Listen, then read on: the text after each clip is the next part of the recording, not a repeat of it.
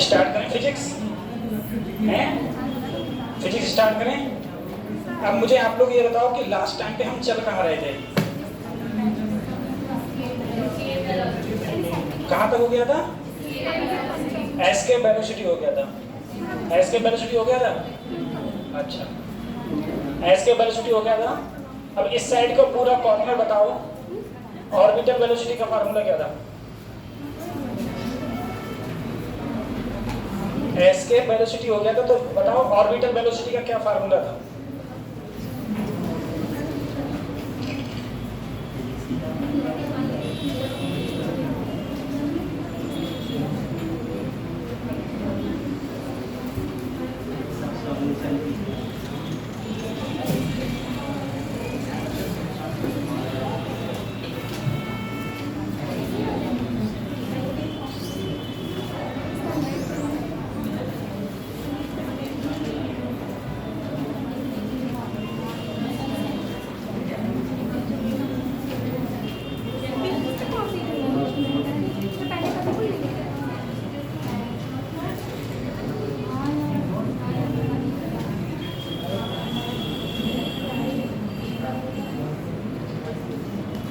Motion of satellite हो गया था लास्ट टाइम पे, मोशन ऑफ सैटेलाइट हो गया था कि नहीं हुआ था?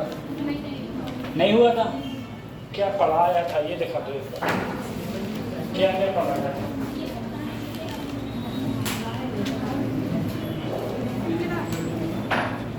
टेस्ट नहीं पढ़ा दिया,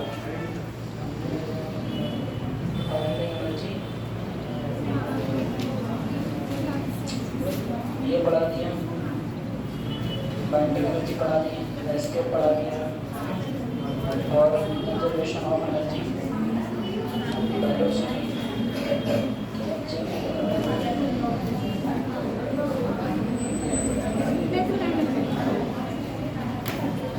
चलो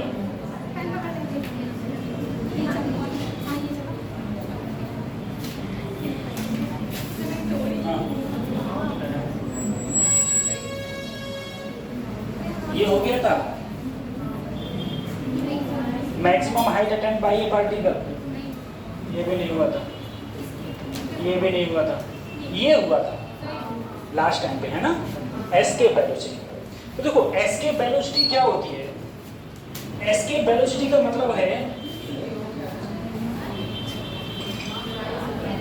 एस्केप वेलोसिटी हो गया था, फार्मूला बताओ। 2g, अच्छा कैपिटल जी के टर्म में बताओ, बोलो।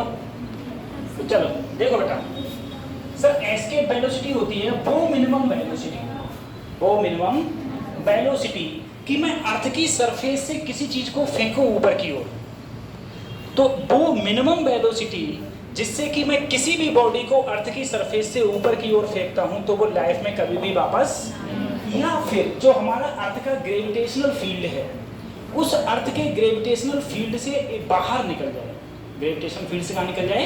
बाहर, ग्रेविटेशनल फील्ड से बाहर निकल जाए और कभी भी वापस ना आए, तो उसे हम कौन सी वेलोसिटी बोलते हैं? Escape velocity. एस्केप वेलोसिटी का जो फार्मूला था, एक तो था √2g, ये था स्मॉल जी के टर्म, ठीक है, और एक था कैपिटल जी के टर्म में जो था 2gme/, ठीक है।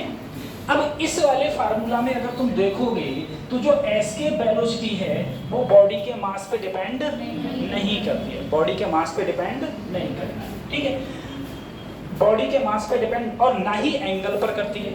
तो मैंने इसके क्वेश्चंस भी कराए थे कि ना तो बॉडी के मास पे डिपेंड करेगा और ना ही ये एंगल पर डिपेंड करेगा, ठीक है, उनमें से किसी पे भी डिपेंड नहीं करता है।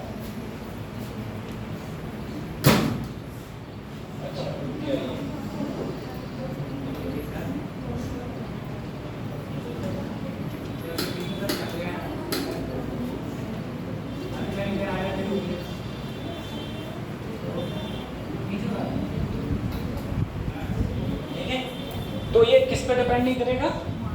मास पे डिपेंड नहीं करेगा और ना ही डिपेंड करेगा तुम्हारा किसी भी एंगल पर, ना मास पे डिपेंड करेगा ना ही किसी एंगल पर डिपेंड करेगा।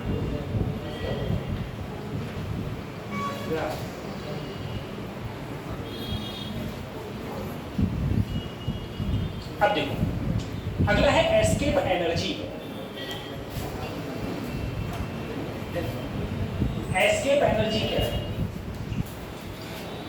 तो वो एनर्जी, अच्छा एस्केप वेलोसिटी की वैल्यू क्या होती है, क्या मान होता है एस्केप वेलोसिटी का? 11.2 किलोमीटर पर, देखो 11.2 किलोमीटर पर, यानी कि अगर मैं किसी भी चीज को इस वेलोसिटी से फेंक दूं तो वो लाइफ में कभी वापस नहीं। चलो ठीक है, अगर मैं 12 से फेंक दूं तब 12 किलोमीटर पर सेकंड से, तब क्या वापस आएगी? तब भी नहीं आएगी। 15 से फेंकूं तब भी नहीं।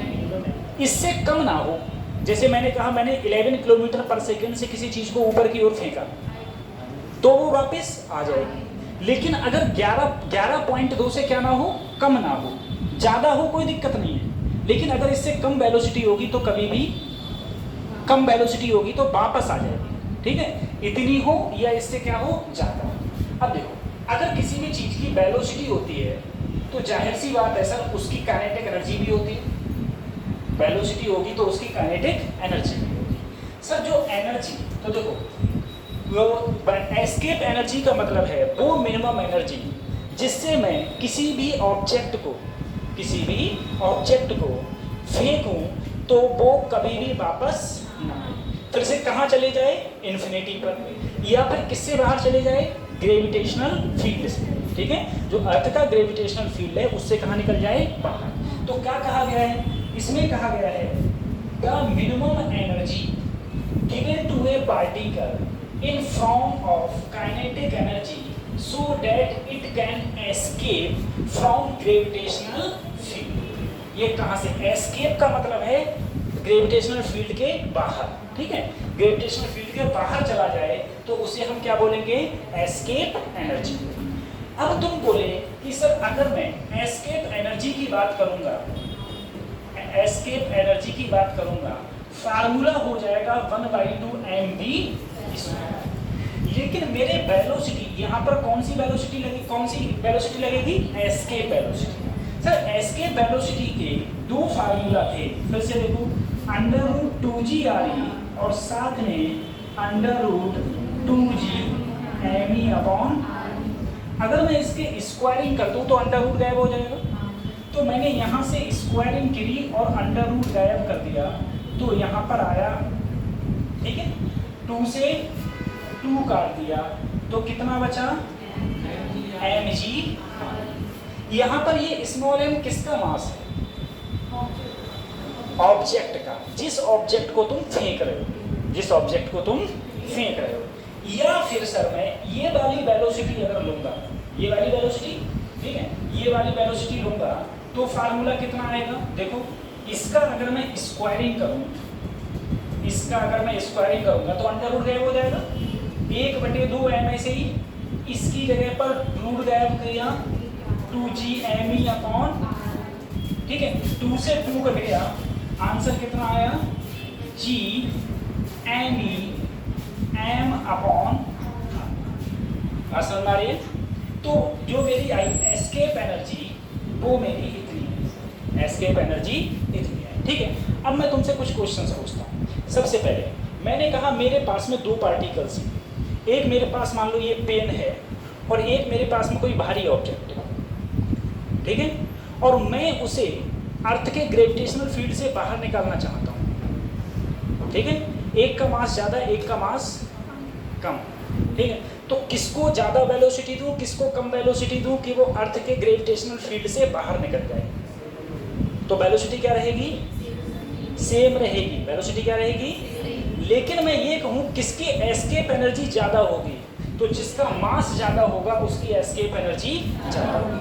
आसान मारे, तुम सब हम सब लोग हैं, हम सब लोगों का कोई ना कोई मास है, जो भी मास है। ठीक है, हम सब लोगों का कोई ना कोई मास है। ठीक है, मास है, बता तेरे अंदर कितना मास है।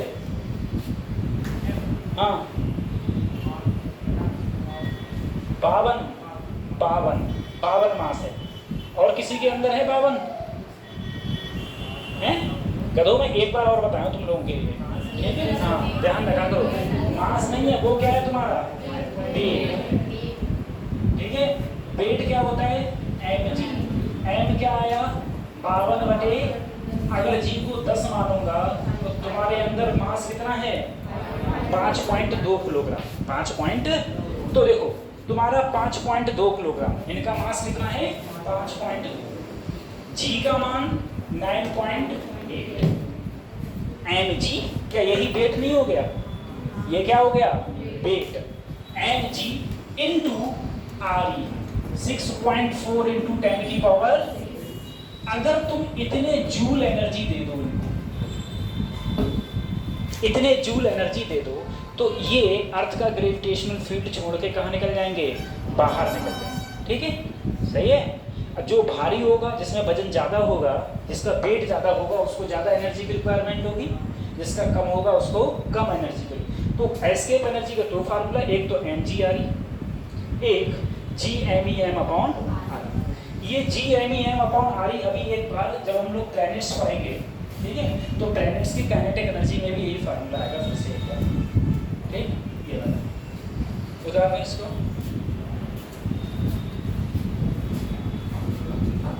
Escape energy.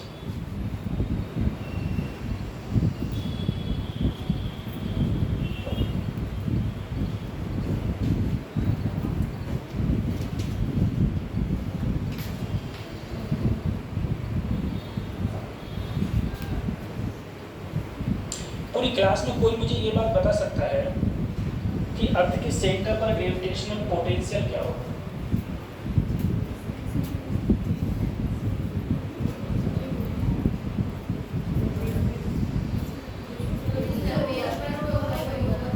ऐसे बोलो, बहुत बेहुदा सवाल, बहुत बेहुदा जवाब। वो तब होता है जब हॉलो स्फीयर हो, और हमारी हॉलो हॉलो थोड़ी नहीं है, थोड़ी देर फूलों को ऊपर लिख देगी क्या?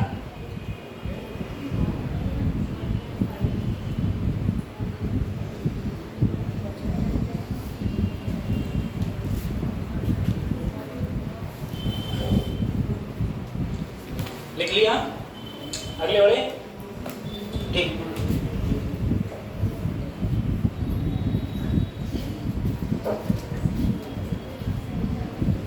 तुम दोनों बताओ, अर्थ की सरफेस पर सबसे ज्यादा जी का मान वैल्यू कहाँ होती है? कतई सबसे सबसे घटिया क्वेश्चन पूछा है जो नीट में कभी नहीं आएगा। इतना सरल क्वेश्चन है, मतलब सरल जो बोर्ड वाले क्वेश्चन होते हैं ना, बोर्ड वाला क्वेश्चन पूछा है। कहाँ? बोर्ड पर होगी। ठीक है, तुम दोनों बताओ पीछे, थीटा लैटिट्यूड पर इक्वेटोरियल पॉइंट से, इक्वेटोरियल लाइन से थीटा लैटिट्यूड पर जी का फार्मूला क्या होता है?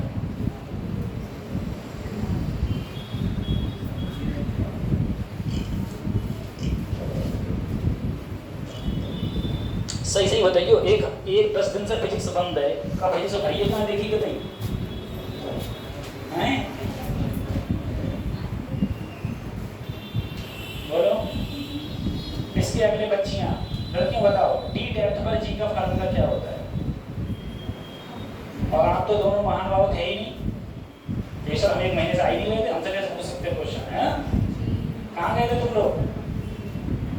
कहाँ गए थे बताओ? नानी घर गए थे? तभी से वही मैं कहूँ, नानी घर कैसे चले जाओगे? नानी घर मत जाइए, वैसे वो माई तुम्हारी गाड़ी दे दो, यहाँ आएगा गाड़ी जाते हो, ऐसे तो कहते हैं भाई। नानी उन्हें सब बेकार की चीजें हैं।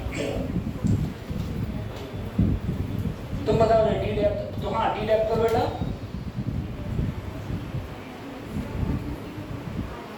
वन माइनस डी अपॉन, बेटा तुम तीनों बताओ, अर्थ के सेंटर पर जी का मान क्या होता है?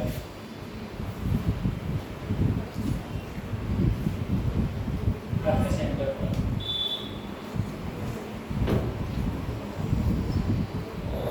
तुम तीनों बता रहे हो, अर्थ के सेंटर पर जी का मान क्या होता है?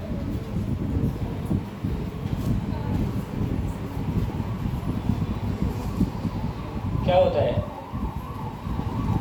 चल वो सब छोड़ो, बोले बता रहे धरती का मास कितना है?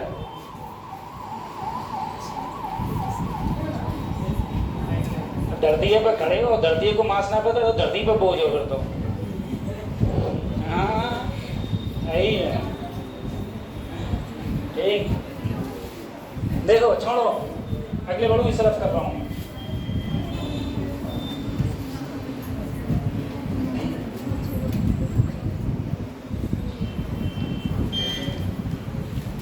मैक्सिमम हाइट अटेंडेड पार्टिकल, अच्छा हाँ सही, ठीक है। देखो बेटो, एक बात समझो, मैंने क्या किया, अब इस बात जरा गौर करना। मैंने एक पत्थर लिया और ऊपर की ओर फेंका, कुछ दूर जाके वो कहाँ आ जाएगा, वापस। ठीक है, एक आदमी, ठीक है, यह जो हमारी छोटी मोटी जो मशीन बनाई है हमने, जैसे गुलेल बना ली, ये किसी पत्थर को ज़्यादा में ज़्यादा किस वेग से फेंक सकते हो? 200 मीटर पर सेकेंड, 400 मीटर पर सेकेंड, 500 मीटर पर सेकेंड, 1000 मीटर पर सेकेंड, 2000। तो बंदूक को फायर करोगे तुम 2000 मीटर पर सेकेंड, इससे ज़्यादा नहीं फेंक सकते। बात समझ आ रही है? अगर कोई भी बुलेट फेंकी जाए या कोई भी आदमी ऊपर की ओर किसी चीज़ को फेंके, सही है, तो वहाँ पर मैंने लिखवाया था मैक्सिमम हाइट के लिए मोशन की इक्वेशन लगाना, गति की समीकरण। ठीक है, गति की 4 समीकरणें थी, चारों समीकरण लगेंगी। लेकिन अगर तुमसे ये कहा जाए कि मैंने कोई एक पार्टिकल अर्थ की सरफेस से फेंका 4 किलोमीटर पर सेकेंड, समझ में आ रहा है? स्पीड अब बहुत ज़्यादा हो गई। अब तुम जरा सोचना, सर मोशन की जो मेरी इक्वेशन थी, अगर किसी चीज़ को मैं ऊपर की ओर फेंक रहा था तो जी वहाँ मैं माइनस कर लेता था। ठीक है, लिखना मत, खाली देखो, ध्यान करो। B = U - GT, S = UT - ½ GT square, सब में G भी है। G की वैल्यू में कांस्टेंट दे रहा था, ना बढ़ा रहा था और ना ही कम हो रहा था। बात समझ आ रही है? लेकिन एक बात सोचो सर, यहाँ पर जो अगर मैं किसी चीज़ को फेंक रहा था तो ज़्यादा में ज़्यादा वो कितनी ऊंचाई आ रही थी? 500 मीटर, 600 मीटर, अरे 1 किलोमीटर, 5 किलोमीटर, 10 किलोमीटर, इससे ऊपर तो नहीं जा रही थी ना। तो अगर हम इतनी ऊंचाई की बात करें, 2 किलोमीटर, 4 किलोमीटर, 8 किलोमीटर, इन सब की, तो वहाँ पर जी का मान में चेंजमेंट नहीं होती है। ठीक है, चेंजमेंट होती है ना के बराबर होती है बेटा। किसके बराबर? ना के बराबर। तो इसीलिए वहाँ पर हम जी कांस्टेंट करके इन इक्वेशन से क्वेश्चन को सॉल्व कर देते हैं। ठीक है, क्वेश्चन को सॉल्व कर देते थे। लेकिन अब तुम सोचो, अगर मैं किसी चीज को 4 किलोमीटर पर सेकंड से फेंकूं तो वो इतने ऊपर चला जाएगा कि वहां पर जी का मान क्या होगा? चेंज होगा। ठीक है, जब वहां जी का मान चेंज होगा तो अट्रैक्शन पावर चेंज होगी। चेंज बड़े चाहे घटे, अट्रैक्शन पावर क्या होगी? चेंज होगी। बात समझ में आ रही है? अट्रैक्शन पावर चेंज होगी तो हाइट में भी क्या आएगा? इफेक्ट आएगा। सही है, तो ऐसे क्वेश्चन के लिए जहां पर वेलोसिटी बहुत ज़्यादा है, बहुत ज़्यादा का मतलब 3 किलोमीटर पर सेकंड से फेंकूं, 4 किलोमीटर पर सेकंड से, 10 किलोमीटर पर सेकंड से, ठीक है, 11 किलोमीटर पर सेकंड से, और 12 से फेंक दी तो वापस ही नहीं आएगी ना। ये बात तो ध्यान है।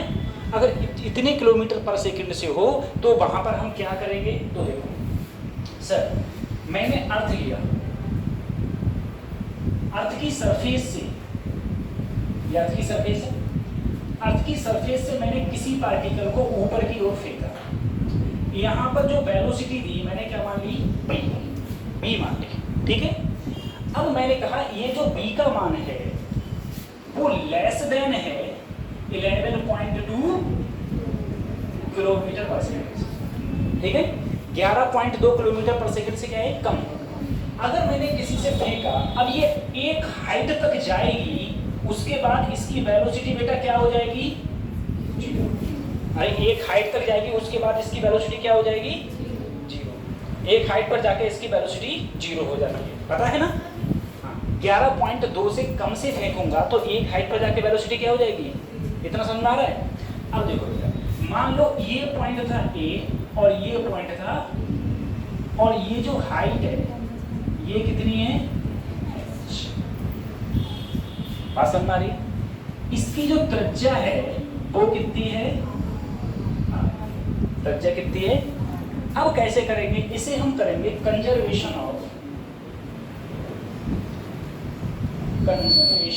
Energy, conservation of energy. ठीक है, देखो कंजर्वेशन ऑफ एनर्जी का मतलब है total energy at A point, total energy at, सही है। टोटल एनर्जी कौन सी होती है? Kinetic plus potential, kinetic plus, और यहाँ भी काइनेटिक प्लस। मान लो ये जो ब्लॉक है इसका मास मान लिया स्मॉल, धरती का मास क्या मान लिया, सही है।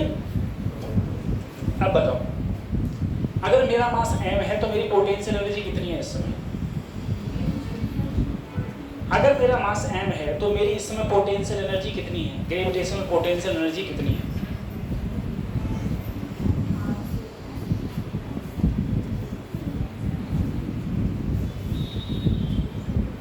कैसे तुम्हारी पोटेंशियल एनर्जी तुम्हें पता होगा, मैं क्या कहूँगा हैं? सही बात है। अब बताओ तुम लोग क्या करोगे? इच्छा कर रही कूटन की कहीं सबको।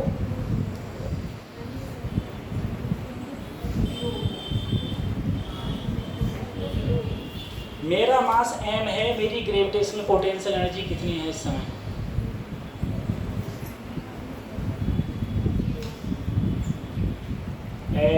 जीरो क्या मत दियो, जीरो हो गया भगवान नहीं पहुंच जाऊंगा। वेरी वेरी जीरो कहाँ होती है पोटेंशियल एनर्जी? कहाँ होती है जीरो? इन्फिनिटी। मैं तो धरती पे खड़ा हूँ भाई, अभी जिंदा हूँ, नहीं? हाँ, तो जीरो मत बोला करो गलती से कभी भी। जहाँ पोटेंशियल और पोटेंशियल एनर्जी की बात हो, दिमाग में जीरो तो लगी हुई मती कतई, सही है। चलो छोड़ो, इधर देखो, जैसे मैं धरती पर हूँ ऐसे ये मास धरती पर है, धरती की सरफेस पर ये, और धरती की सरफेस पर है। सबसे पहले काइनेटिक एनर्जी किस वेलोसिटी से धरती की सरफेस से फेंका? से। तो काइनेटिक एनर्जी 1/2 mv। और बेटा कोई भी चीज अगर धरती की सरफेस पर होती है तो पोटेंशियल एनर्जी -g अपॉन, सही है। अब अगर सर अब ये कहाँ पहुंच गया? बी पॉइंट पर। बी पॉइंट पर वेलोसिटी कितनी हो गई? जीरो। वेलोसिटी जीरो तो काइनेटिक एनर्जी। अब बताओ इसकी पोटेंशियल एनर्जी तो माइनस का g अब देखो सेंटर से यहाँ तक की डिस्टेंस कितनी हो गई?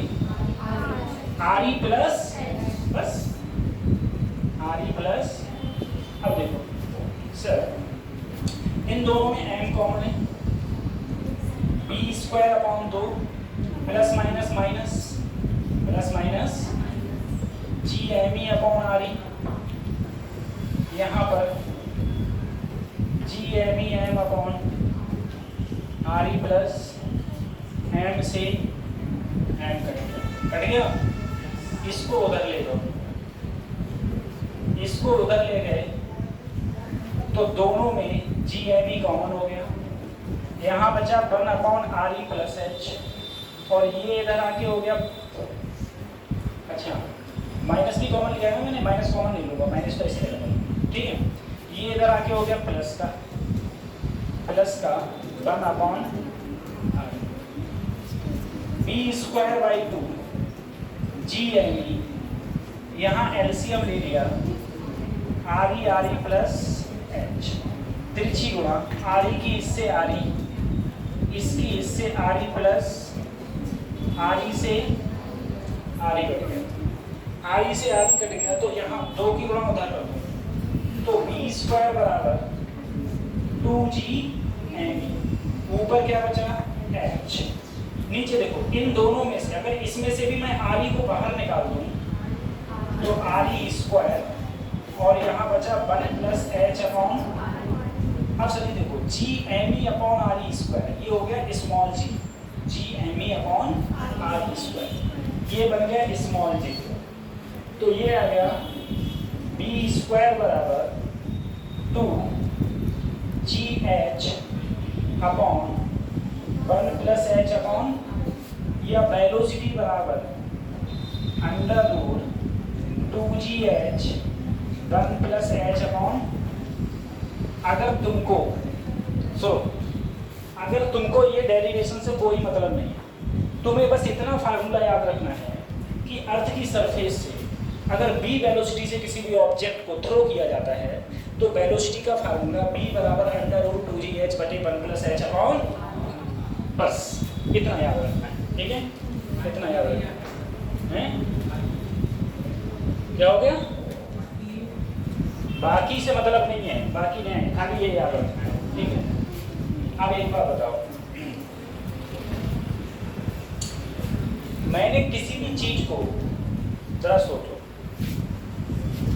दिखता नहीं है तुमको, ये भी पंखा खुल गया। देखो, अगर मैं किसी भी चीज को, मुझे बताओ, मैं v वेलोसिटी से फेंका और वो h हाइट तक गया, ठीक है, और फिर वहीं से वापस आएगा, तो वापस आते समय उसकी वेलोसिटी जमीन पर कितनी होगी? ऐसे जमीन से तुमने किसी चीज को v वेलोसिटी से फेंका है, ठीक है, ऊपर गया और वापस आके जब जमीन पर टकराएगा तो उसकी वेलोसिटी कितनी होगी?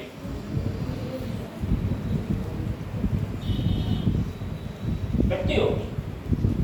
उतनी होगी जितनी v से फेंका था, सही है। हर पॉइंट पर वेलोसिटी क्या रहती है? सेम, जाते टाइम और आते टाइम वेलोसिटी क्या रहेगी? वही रहेगी।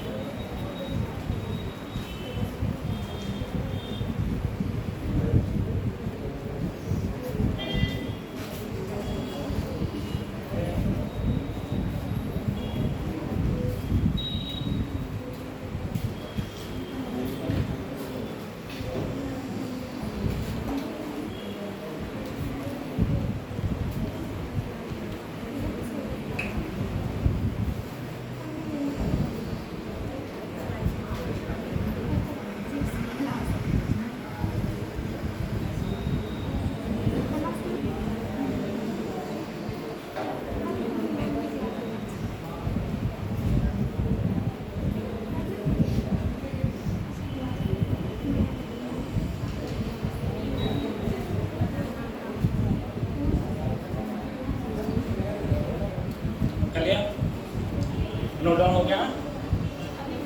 आप जरा सोचो,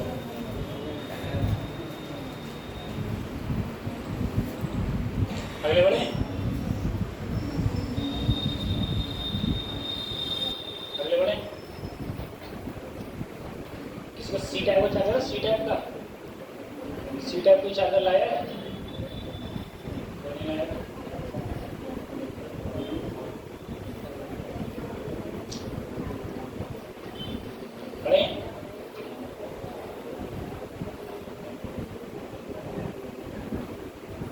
टेस्ट है किसी पर जो उस दिन हुआ था, कल परसों जब कभी हुआ था? है टेस्ट किसी पे? है? दिखाओ दिखाओ।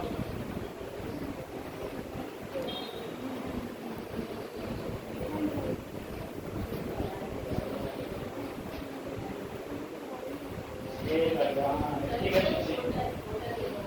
बहुत गलत बात है।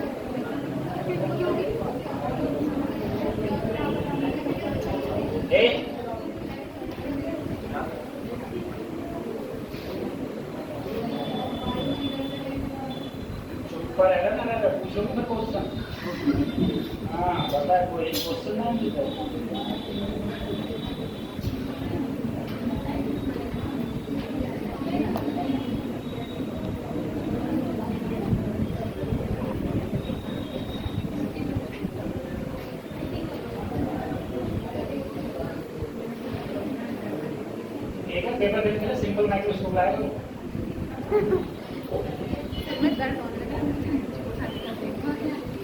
जाकर अच्छे को ये चार माइनस में चलो अगले बढ़े, खत्म करो इसको। अब मुझे एक बात बताओ तुम लोग, एक बात जरा सुनो। सर अगर अभी मैंने तुमसे जो बात पूछी वही ध्यान देना, ये मेरे पास अर्थ है, इस अर्थ से अगर मैंने किसी चीज को b वेलोसिटी से फेंका तो मान लो वो यहां तक गया, h हाइट तक गया, h हाइट पर जाके उसकी वेलोसिटी 0 हो गई। अगर मैं यहां से ही इसको ड्रॉप कर दूं, अगर मैं कहां से ड्रॉप करूं, h हाइट से, कहां से ड्रॉप करूं, अगर मैं इसको h हाइट से ड्रॉप करूं तो वो किसी ना किसी वेलोसिटी से यहां टकराएगा, ठीक है। तो दोनों के लिए सेम फार्मूला है, b बराबर under root 2gh 1 plus h upon, सही है। फिर से सुनो, अगर तुमसे कहे b वेलोसिटी से फेंका है h बताओ, तो b की वैल्यू रख के h पता कर लिए। अगर तुमसे कहा जाए h से ड्रॉप किया है तो b बताओ, तो h रख के b निकाल लिए, ठीक है। दोनों के लिए फार्मूला क्या लगेगा, सेम लगेगा।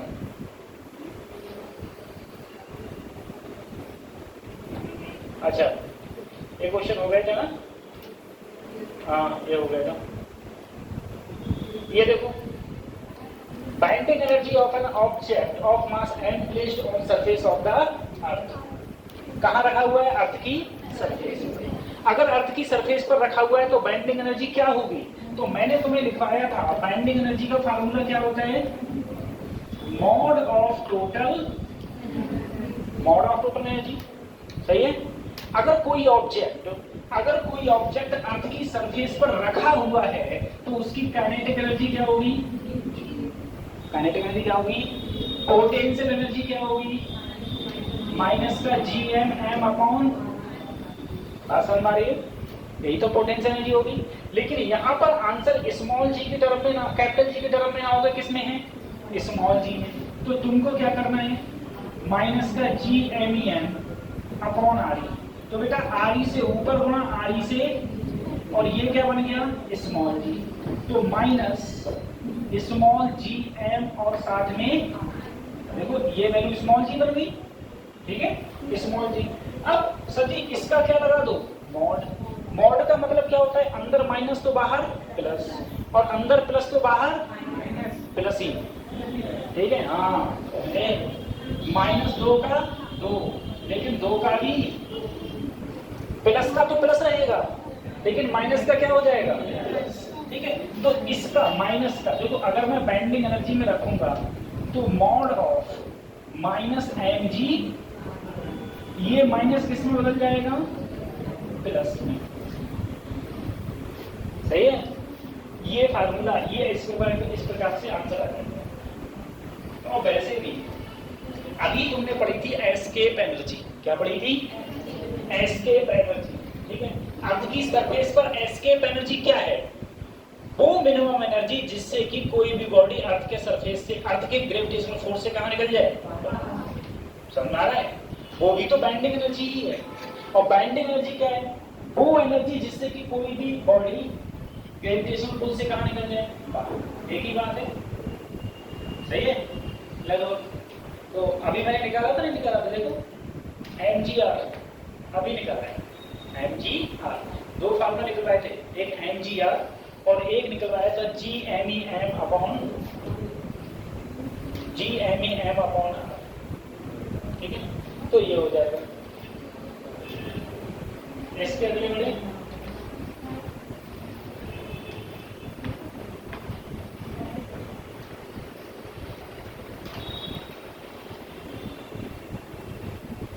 इसके अगले बढ़े, अगले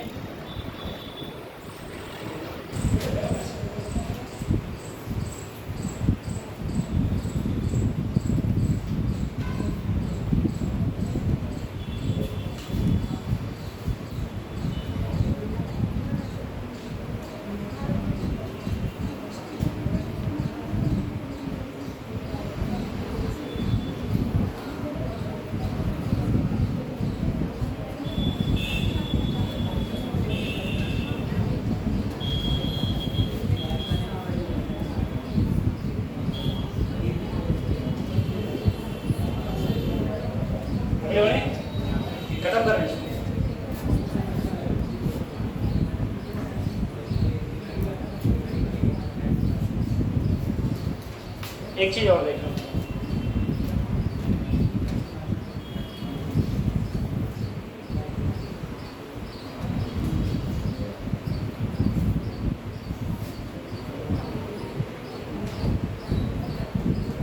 change in potential energy eight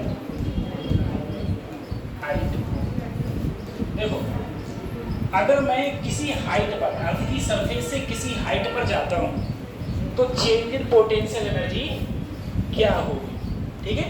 formula देखो, मान लो ये मेरी अर्थ है और मैं अर्थ पर यहां पर हूं ए पॉइंट पर, ए से पहुंच गया बी पॉइंट पर। ये जो हाइट है वो कितनी है, एच कितनी है, इसकी त्रिज्या कितनी मान ली, इसका मास कितना मान लिया। अब तुमसे पूछा गया मुझे बताओ चेंज इन पोटेंशियल एनर्जी कितनी, ठीक है। देखो, चेंज इन पोटेंशियल एनर्जी का मतलब है डेल्टा है। डेल्टा यू होता है बेटा पोटेंशियल एनर्जी एट बी और potential energy at A. Potential energy at B, potential energy at, अब potential energy at B, potential energy at A. अरे पीछे तीनों बताओ, बी पॉइंट पर पोटेंशियल एनर्जी कितनी होगी, कोई यहाँ पर एम मास है, बता, तीनों बताओ, तीनों में से कोई। बी पॉइंट पर पोटेंशियल एनर्जी क्या होगी, हाँ सही कह रहा है ये है, आर ई प्लस एच होगा, सही है।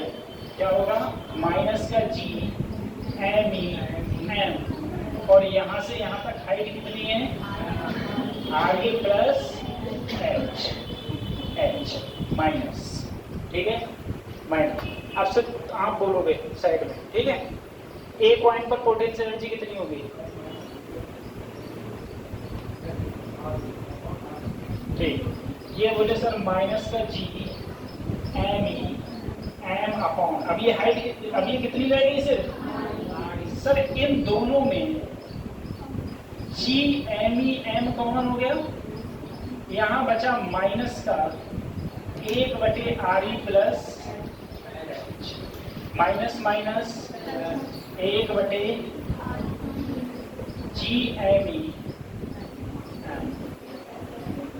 RE यहाँ हो गया RE प्लस एच, बेटा तिरछी हुआ, फिर तिरछी हुआ, RE से RE कट गया, ठीक है।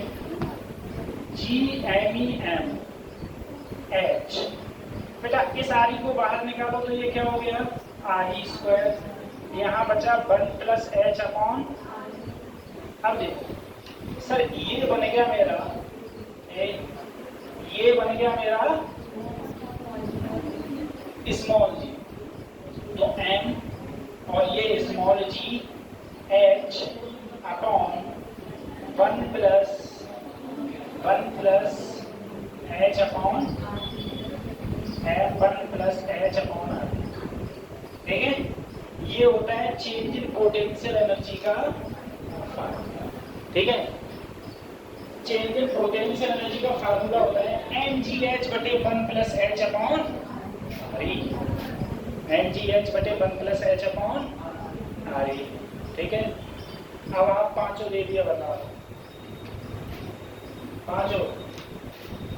सर जी अगर मैं धरती से किसी चीज को v वेलोसिटी से फेंकूं ऊपर तो वो मैक्सिमम h हाइट पर रहेगी, मान लो h हाइट मैक्सिमम पर रहेगी, तो फार्मूला क्या था, v बराबर अंडर रूट 2gh/,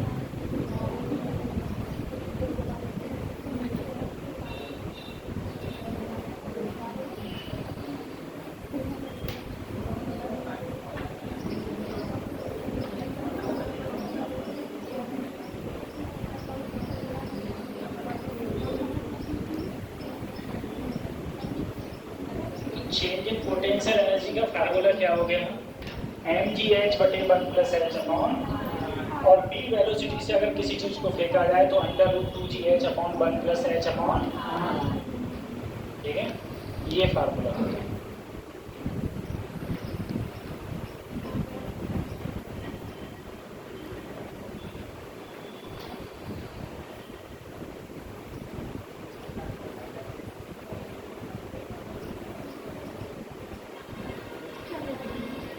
अच्छा, एक कभी छोटा सा क्वेश्चन पूछ रहा हूँ, अगर किसी चीज को h हाइट ऊपर ले जाया जाए, अगर किसी चीज को h हाइट ऊपर ले जाया जाए तो ग्रेविटेशनल पोटेंशियल एनर्जी इंक्रीज होगी कि डिक्रीज होगी?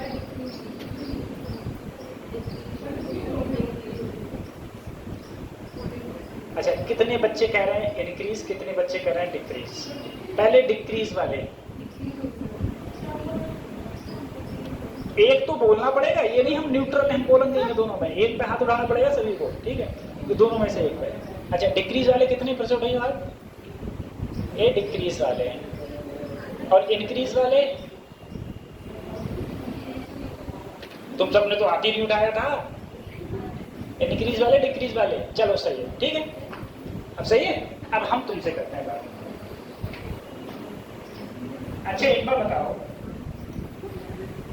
-5 ज्यादा कि -2 ज्यादा?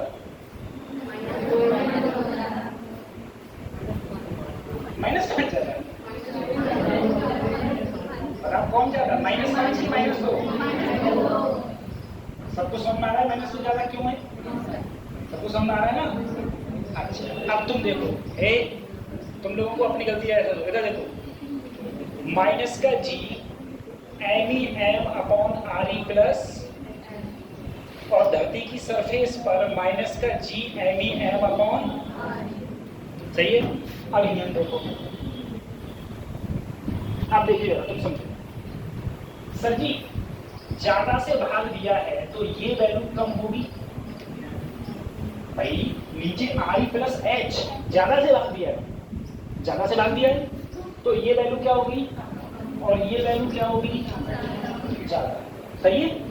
तो रियल मायने में जब वैल्यू माइनस की होती है तो कौन सी ज्यादा होती है? जो कम हो, जो क्या हो, नहीं समझ में आया?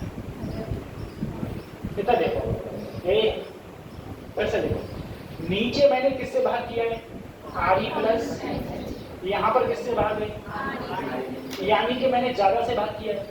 ज्यादा से भाग करूंगा तो वैल्यू इससे क्या होगी, कम, और ये वैल्यू इससे क्या होगी, ज्यादा होगी।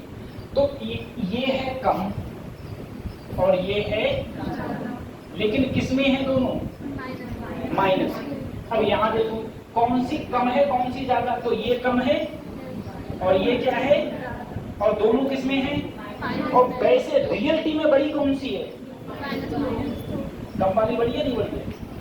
अरे कम वाली बड़ी है कि नहीं है? तो कौन बड़ा होगा, ये ज्यादा बड़ा होगा, सही है। जैसे जैसे तुम ऊपर जाओगे ग्रेविटेशनल पोटेंशियल एनर्जी इंक्रीज होगी। अरे तुम खुद दिमाग लगाओ यार, इन्फिनिटी पर क्या होती है ग्रेविटेशनल पोटेंशियल एनर्जी, 0 होती है। धरती पर क्या है, नेगेटिव। अब नेगेटिव से 0 हो रही है तो वैल्यू बढ़ रही है कि घट रही है? कुछ ये रब कर दूं मैं, ये सब रब कर दूं? अरे तुम लोग खुद दिमाग लगाओ, ये इन्फिनिटी है, इधर माइनस होता है। अब ये माइनस इन्फिनिटी से तुम इधर जा रहे हैं, ओ सॉरी, हाँ अभी कहाँ हो तुम, तो ये इन्फिनिटी, इधर तो इन्फिनिटी होता ही होता है। अभी तुम अर्थ की सरफेस पर, तो कुछ ना कुछ वैल्यू नेगेटिव में, और जैसे जैसे ऊपर जा रहे हो तो वैसे वैसे, और इन्फिनिटी पर कितनी हो गई, 0। तो वैल्यू तुम्हारी घट रही है कि बढ़ रही है? अगले जा रहे हो, बढ़ रही है ना। तो ध्यान रखना, h हाइट पर जाने पर ग्रेविटेशनल पोटेंशियल एनर्जी क्या होती है, इंक्रीज होती है। आपको मतलब क्यों?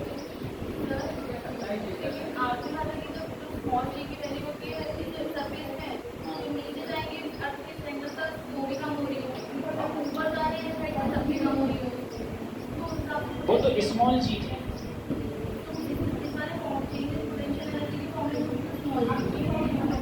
स्मॉल जी का मान था, स्मॉल जी का मान बेटा नेगेटिव में नहीं था, वो पॉजिटिव में आता है। स्मॉल जी का मान किस में आता है? देखो हाँ समझ गया तुम क्या कहना चाह रही हो बेटा। स्मॉल जी ये होता है, ये वैल्यू पॉजिटिव में है, पोटेंशियल एनर्जी नेगेटिव में है। पोटेंशियल एनर्जी किसमें है? नेगेटिव में है। ठीक है, तो मैंने इसलिए तुमसे बोला कि -5 बड़ा कि -2 बड़ा। सही है। अगर मैं ऊपर जाऊंगा तो जी का मान सरफेस पर 9.8 है, ऊपर जाऊंगा कम होता जाएगा कम होता जाएगा कम होता जाएगा। अरे 9.8 से क्या हो जाएगा 4.2,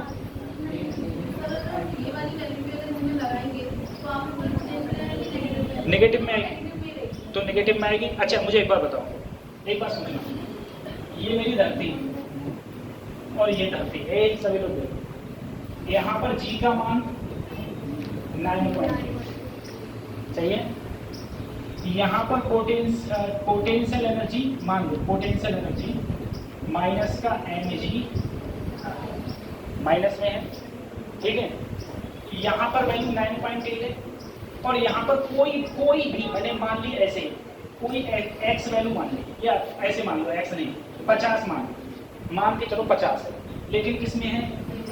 अब बताना जरा, मैं h हाइट ऊपर गया, इसका मान हो गया 7.2, और h हाइट ऊपर गया, इसका मान हो गया -42.5। सही है, ये क्या हुई? डिक्रीज नहीं हुई, और ये क्या हुई? क्यों? क्योंकि यहाँ पर पहले से क्या है? माइनस है। अगर माइनस हटा देता तो क्या होती? डिक्रीज होती। सही है, तो माइनस लगाने से जो चीज़ इंक्रीज होनी थी वो क्या होने लगी है? वो डिक्रीज होनी थी, वो क्या हो गई? इंक्रीज। ये अंतर है यहाँ पर। जिसके इंक्रीज डिक्रीज समझ में आओ, टेंशन मत करवा दे, ठीक है? आगे बढ़ा रखो, खाली मुझे टेंशन लेकर बैठ जाओ। हाँ, और जिंदगी अच्छे से जियो,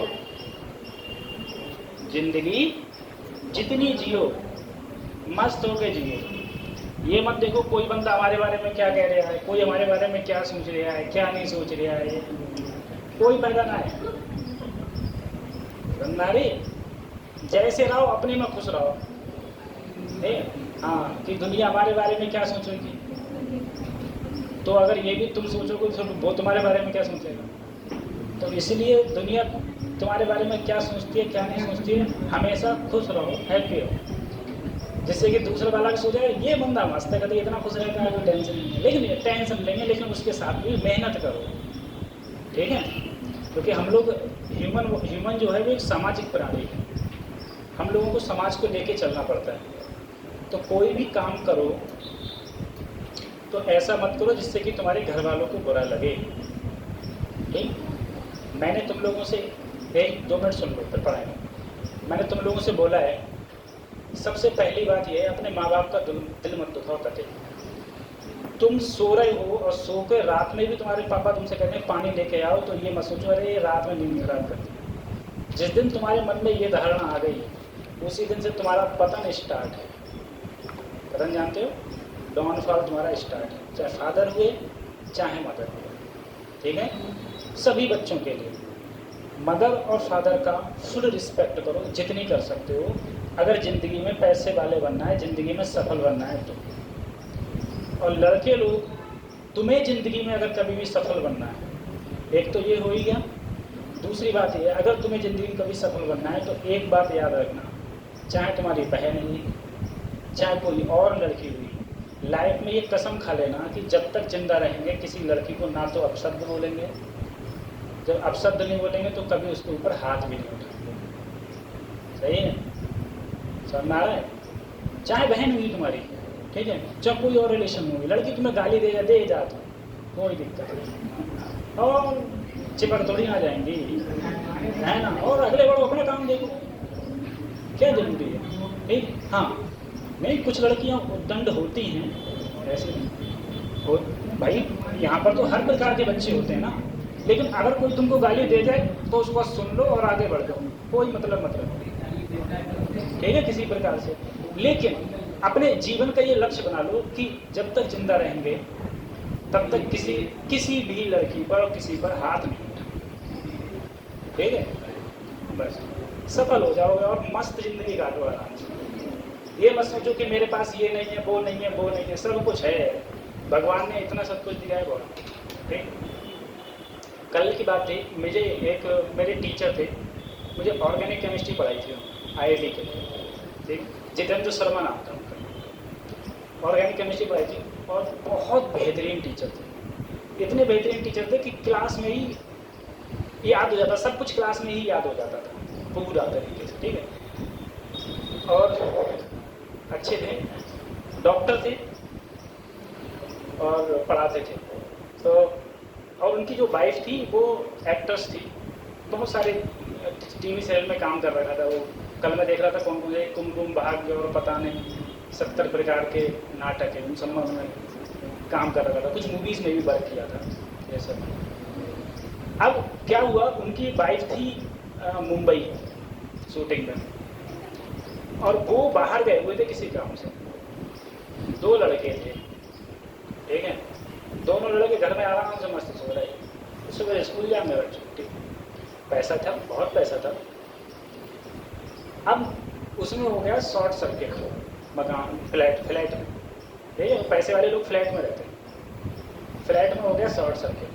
शॉर्ट सर्किट से आग लगी, आग लगने से बाहर नहीं निकल मिला, दम घुट गया, दोनों की डेथ हो गई।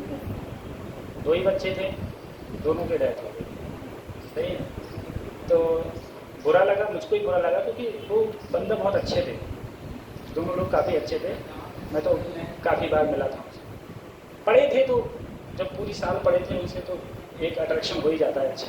और हम लोगों का अट्रैक्शन इसलिए और अच्छा हो जाता था, ठीक है, आप सब लोगों की अपेक्षा टीचर से, क्योंकि हमारे टाइम में बेटा इंटरनेट नहीं था, ठीक है, तो जो हमसे क्वेश्चन नहीं हुआ तो वो हम टीचर से ही पूछते थे और कोई हमारे पास चारा नहीं था।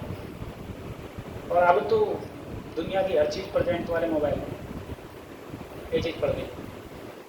तो ये तो जब तक ज़िंदगी जियो अच्छे से जियो, खुश रहेंगे। अब अगले बढ़ते हैं।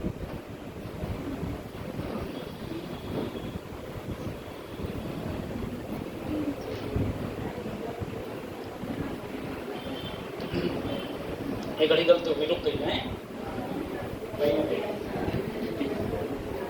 अब देखो, सबसे पहले मैं बात कर रहा हूँ सैटेलाइट की।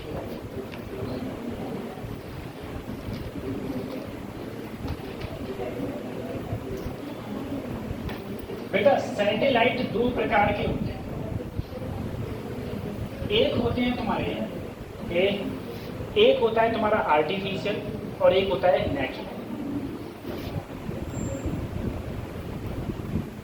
नेचुरल। और एक हो गया तुम्हारा आर्टिफिशियल। नेचुरल में तुम्हारे कौन आ जाते हैं? चंद्रमा। चंद्रमा का सैटेलाइट है जो कि किसने बनाया है? गॉड। आर्टिफिशियल तो नहीं ना। आर्टिफिशियल सैटेलाइट जो है वो 2 प्रकार के। एक होता है तुम्हारा पोलर, ठीक है, पोलर सैटेलाइट।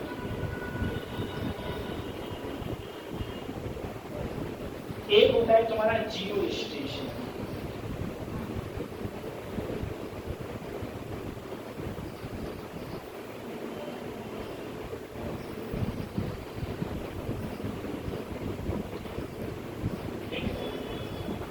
अब हम बात करते हैं पोलर सैटेलाइट क्या होता है और जियो स्टेशनरी सैटेलाइट क्या होता है। ठीक है, 2 प्रकार के सैटेलाइट हो गए, इसे उतार लिया।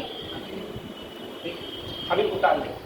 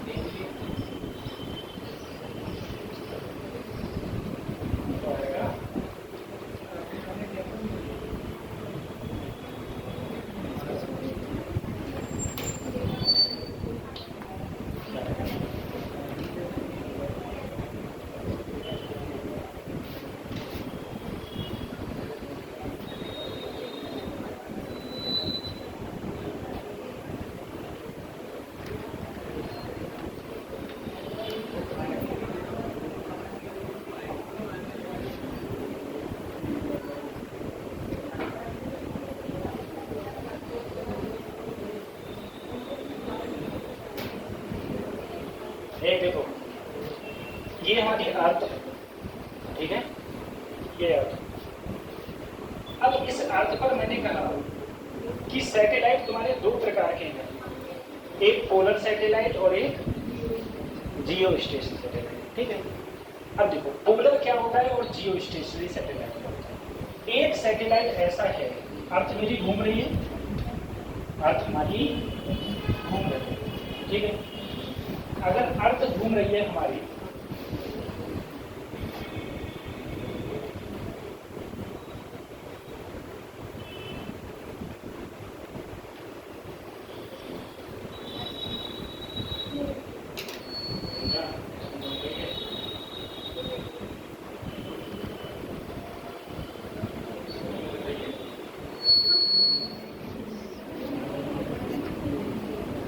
देखो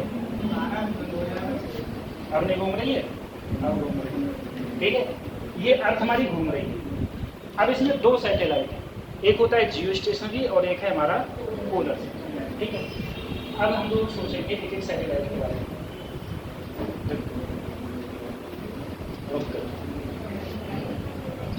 सबसे पहले मैं बात करूं पोलर सैटेलाइट के बारे में। पोलर सैटेलाइट क्या होता है बेटा, देखो एक पोल ये और एक पोल, इसको बोलते हैं नॉर्थ पोल, इसको बोलेंगे। तो जो सैटेलाइट इस प्रकार से घूमे, ऐसे जाए और फिर इधर से क्या आ जाए, यानी कि ये अर्थ है पोलर के चारों, पोल के चारों ओर घूम रहा है, उस सैटेलाइट को क्या बोलेंगे हम लोग, पोलर सैटेलाइट। सही है। पोलर सैटेलाइट अर्थ की सरफेस से रियलिटी में 200 से 1000 किलोमीटर के बीच में होता है। जो हाइट होती है वो 200 से 1000 किलोमीटर। पोलर सैटेलाइट का काम क्या है? पोलर सैटेलाइट का काम है वेदर फॉरकास्ट, मौसम विज्ञान की जानकारी, ठीक है। कभी तो पता चलता है बरसात होगी नहीं होगी, कितने बजे होगी, इतने, ये सब पता चल जाता है। दूसरा आर्मी पर्पज से, ठीक है, आर्मी पर्पज से यूज होता है। इंटेलिजेंस हमारा यूज करती है। कैसे इंटेलिजेंस यूज करती है? जैसे मान लो अगर यहाँ पर भारत है बेटा, यहाँ पर अगर इंडिया है, तो इंडिया के जस्ट पीछे क्या है? अमेरिका। क्या है?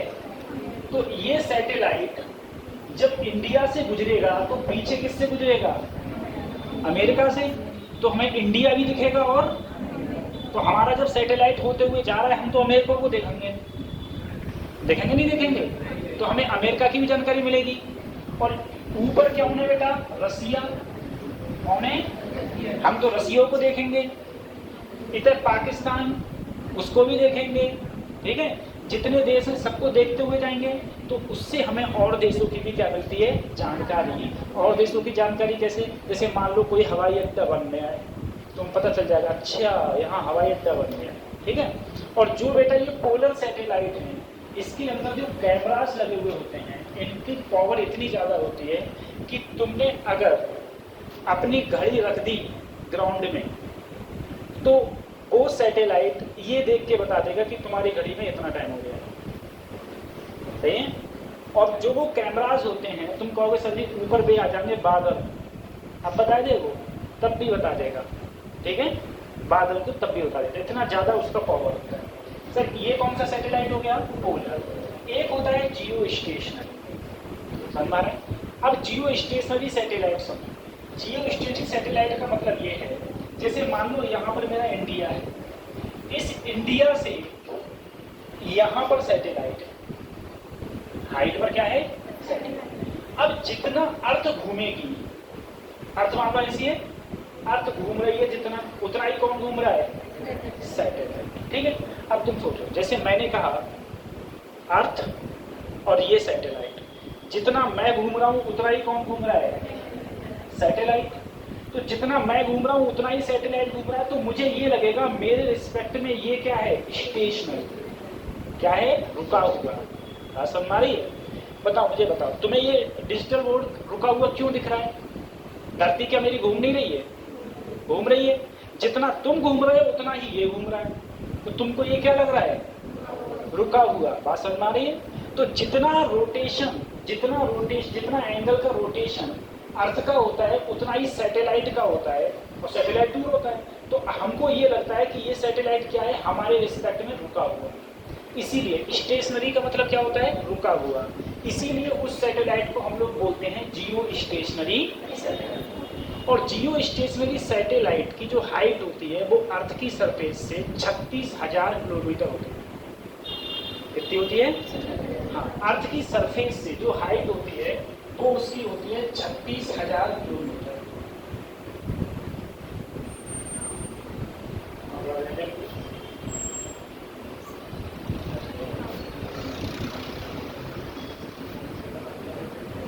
अर्थ की सरफेस से जो हाइट थी वो 36,000 किलोमीटर। ठीक है, अब देखो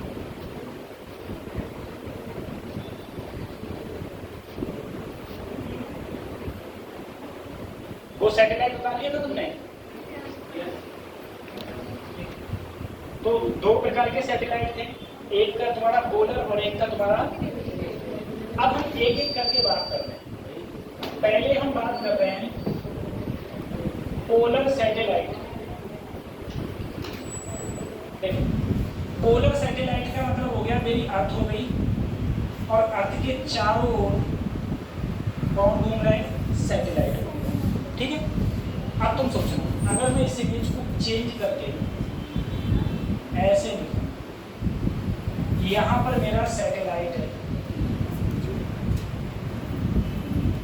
ठीक है, अर्थ का मास m ही है, अर्थ की रेडियस r ही है, और ये सैटेलाइट h हाइट ऊपर हो रहा है, ये भी तो डिस्टेंस क्या होगी, और ये पूरी क्या मान ली, स्मॉल, पूरी क्या मान ली।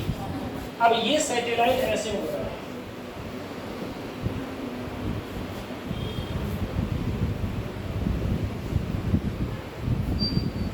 ठीक है, इस प्रकार से सैटेलाइट होता है। जो अर्थ उड़ रहा है, जो सैटेलाइट चल रहा है, उसकी वेलोसिटी को मान लिया v।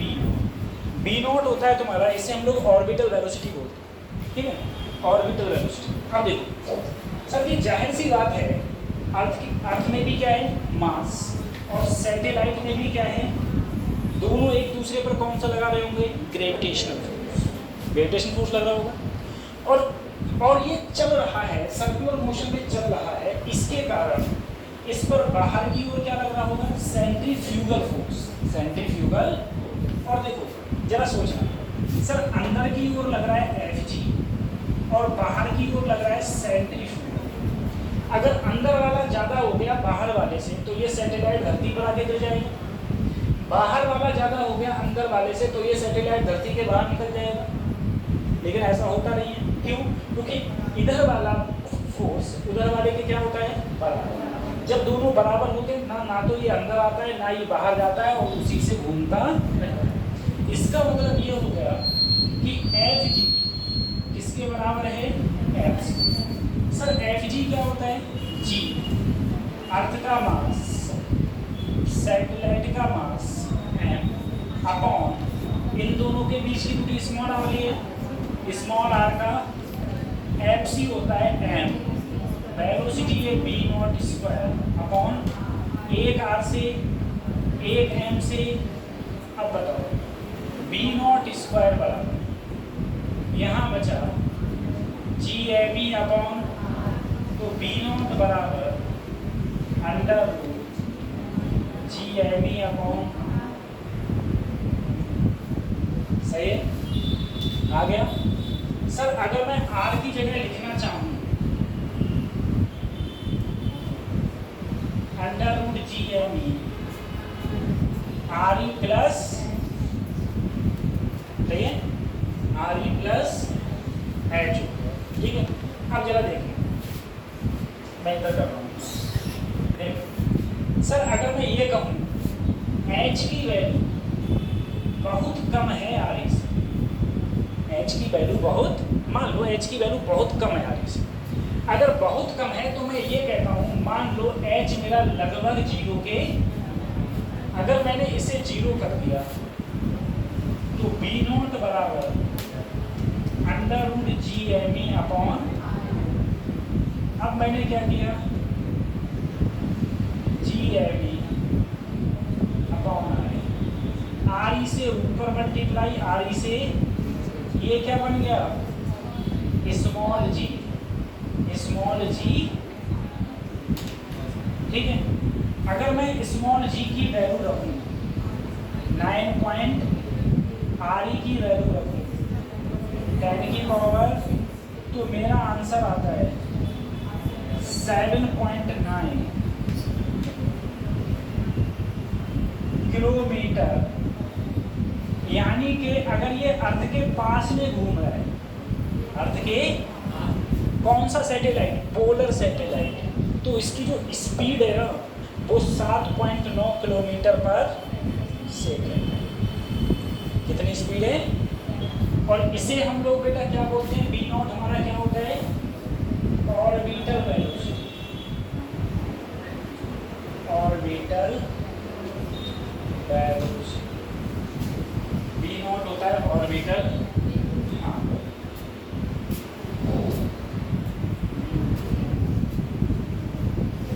तो एस्केप वेलोसिटी हो गई 11.2, एस्केप वेलोसिटी हो गई 11.2, ऑर्बिटल वेलोसिटी हो गई 7.9 किलोमीटर पर सेकंड।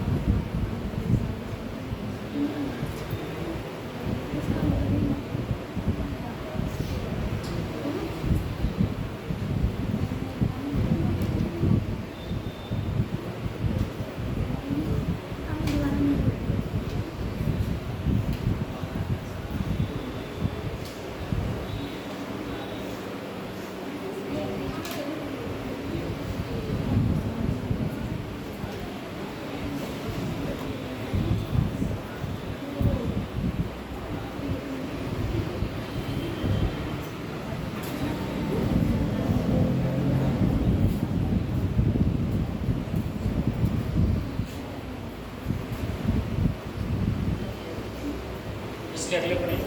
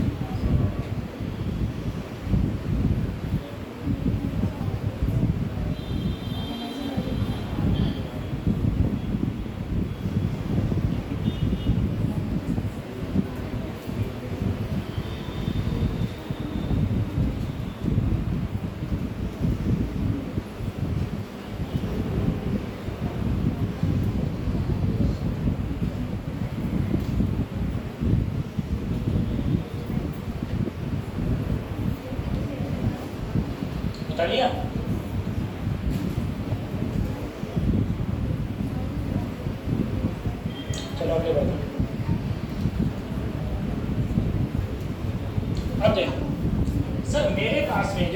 ऑर्बिटल वेलोसिटी आई।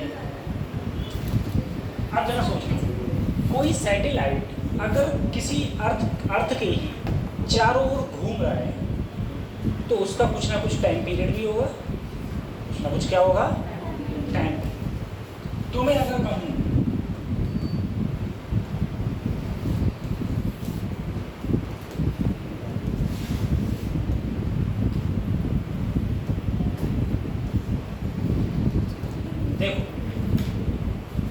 ये मेरी अर्थ थी, अर्थ के चारों ओर ऐसे सैटेलाइट घूम रहे, ये डिस्टेंस क्या मान ली, हाँ देखो सब टाइम पीरियड का फार्मूला, टाइम बराबर समय बराबर क्या होगा, दूरी बटे चाल, यही तो दूरी चल रहा है ये, और ये डिस्टेंस क्या होगी 2 पाई, और वेलोसिटी कितनी है, अब देखो T बराबर B0 का देखो एक फार्मूला हम लोग जानते थे, √GM अपॉन, अगर ये R ऊपर गया तो ऊपर जाके पावर इसकी कितनी है 1/2, और अंदर क्या रह गया √। अब देखो बच्चों एक फार्मूला हम और जानते थे, G बराबर GM अपॉन R², या RE² कर दो, इसका मतलब ये है सर GM का मान हो गया GR, तो इस GM की जगह हमने रख दिया ये वाला, तो 2 पाई गुणा में घातें जुड़ गई 3/2, और यहाँ हो गया √GR², ठीक है हो गया। अब देखो बेटा, पृथ्वी की अर्थ की जो रेडियस है वो कभी चेंज होने वाली, जी की वैल्यू जो है वो भी चेंज होने वाली, 2 पाई तो कांस्टेंट होता है, तो मैं इसमें ये कह सकता हूँ T is directly proportional to R की पावर 3 पाई, ठीक है। अगले हम पढ़ेंगे ये कैलकुलस का थर्ड लॉ है, ठीक है। अब उसके बाद सर जैसे भाई R की जगह स्मॉल r की जगह मैंने रखा सर R प्लस H, अरे ये रेडियस क्या थी R, और ये हाइट कितनी थी तो R प्लस H होगी। अगर मैं यहाँ पर रखूँगा T बराबर 2 पाई R प्लस H की पावर 3/, और नीचे R² से R बाहर आ गया और नीचे बचा सिर्फ, ठीक है। फिर से वही बात जो अभी पहले बताई थी कि H की वैल्यू बहुत कम है, इसीलिए H को किसके बराबर मान लिया, अगर H को 0 के बराबर मान लिया, R की पावर क्या बचा 3/2, और साथ में क्या है R √। बेटा अगर ये R ऊपर जाएगा, अभी पावर किसकी है प्लस की, ऊपर जाके तो R की पावर अगर 3/2 में से 1 घटाओगे तो सिर्फ बचेगी R की पावर 1/, और नीचे क्या है बेटा √G का मतलब भी तो 1/2 होता है, और ऊपर भी क्या है 1/2, यानी कि फार्मूला आया T = 2 पाई √R अपॉन, ठीक है। अगर मैं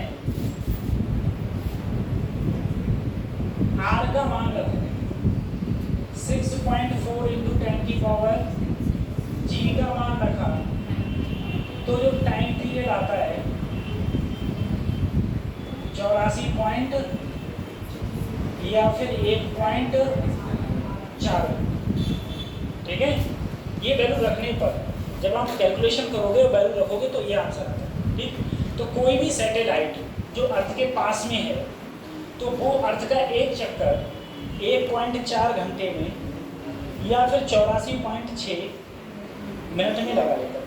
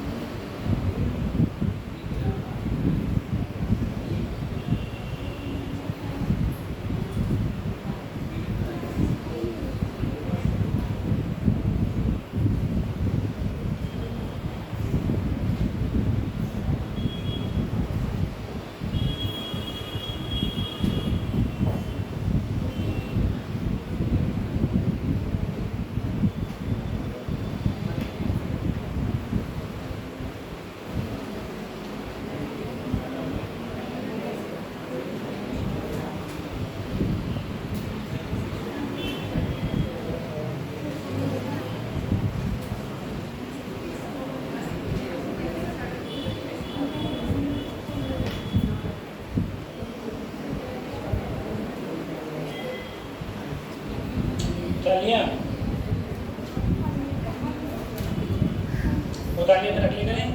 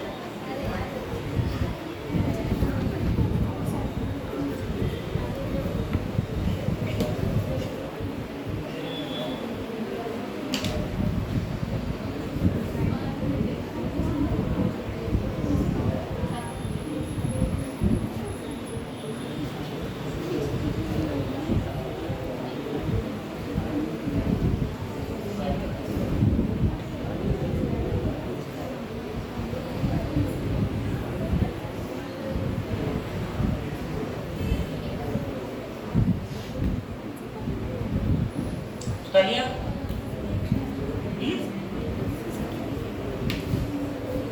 तो ये फार्मूला होगा, ठीक है। 84 पॉइंट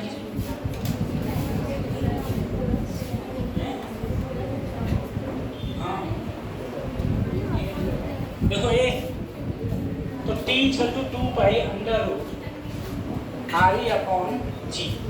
वैल्यू क्या होगी 84.6 मिनट या फिर 1.6, यानी कि 1.4 घंटे में ये धरती का एक चक्कर लगा देता है, ठीक है।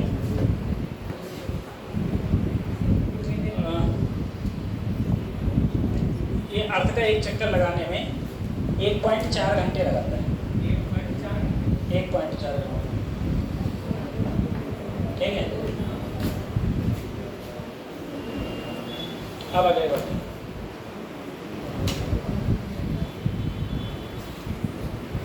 चलो,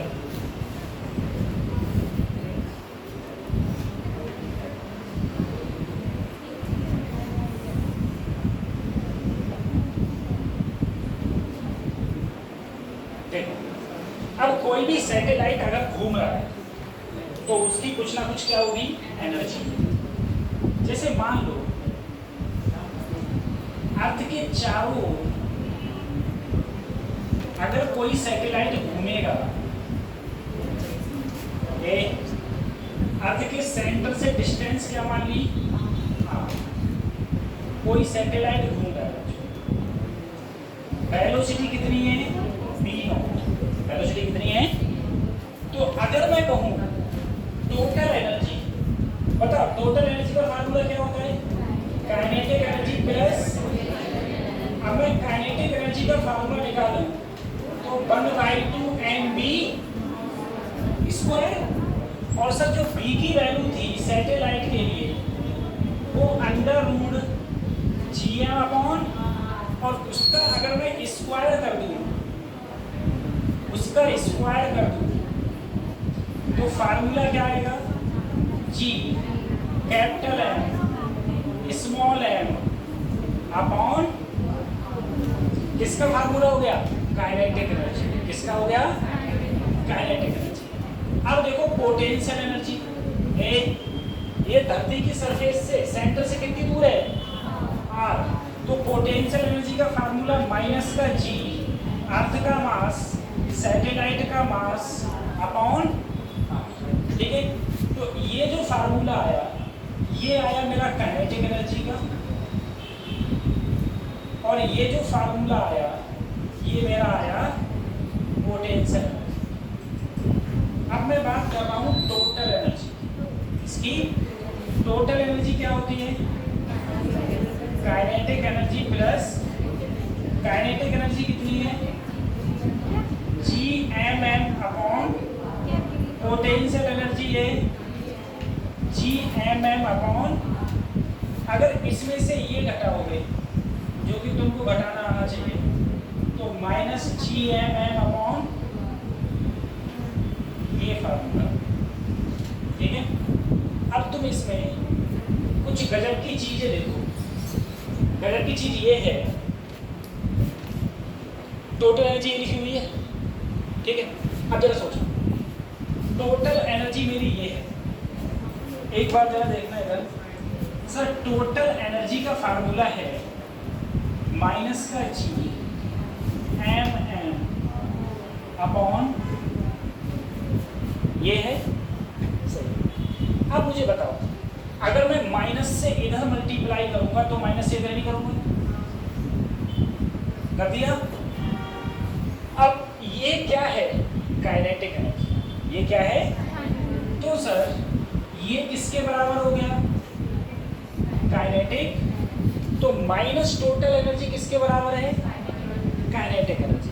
बात समझ में आ गई, माइनस टोटल एनर्जी किसके बराबर है, काइनेटिक एनर्जी, या फिर टोटल एनर्जी किसके बराबर है, माइनस काइनेटिक एनर्जी। एक रिलेशन ये आ गया।